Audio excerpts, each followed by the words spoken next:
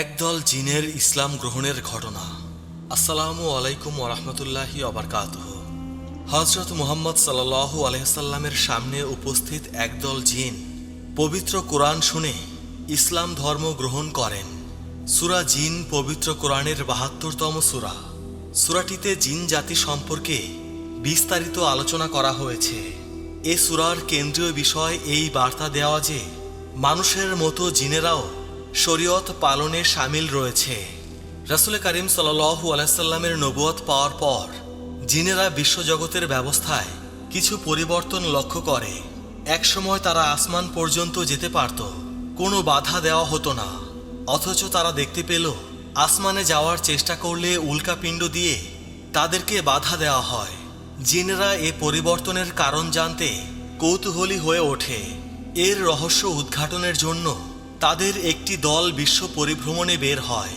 একদিন রাসূল করিম সাল্লাল্লাহু আলাইহি সাল্লাম কিছু সাহাবীর সঙ্গে তায়েফের পথে উকাজ বাজারে যান। নাখলা নামে একটি স্থানে তিনি ফজর নামাজ আদায় করছিলেন।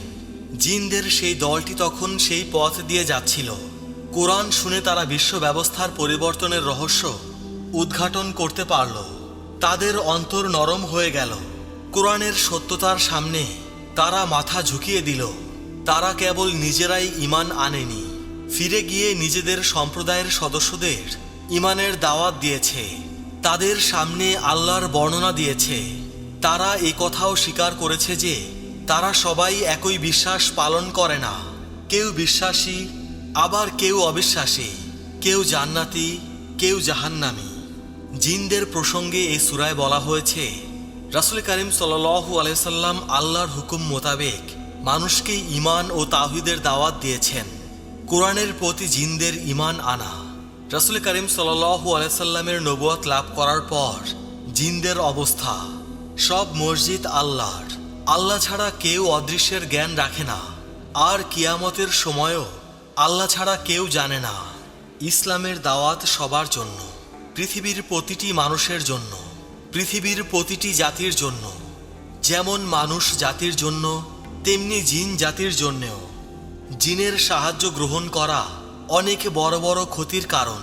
আল্লাহ রাব্বুল আলামিনের ব্যাপারে কথা বলার সময় আদব ও শিষ্টাচারের দিকে পূর্ণ খেয়াল রাখা ফরজ।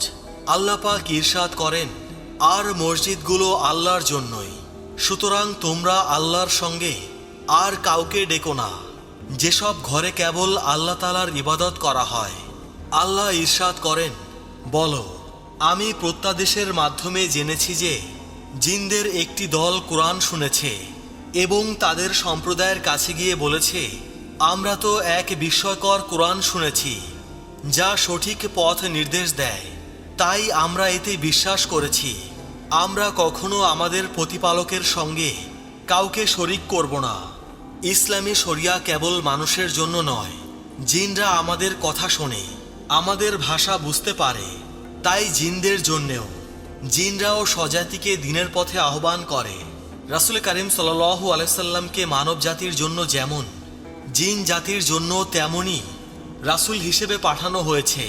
কুরাইশরা যেন জেনে নেয়, জিনরা উদ্ধত ও অবাধ্য হওয়া সত্ত্বেও যখন কোরআন শুনেছে তারা রাসূল করিম সাল্লাল্লাহু আলাইহি সাল্লামের প্রতি ঈমান এনেছে।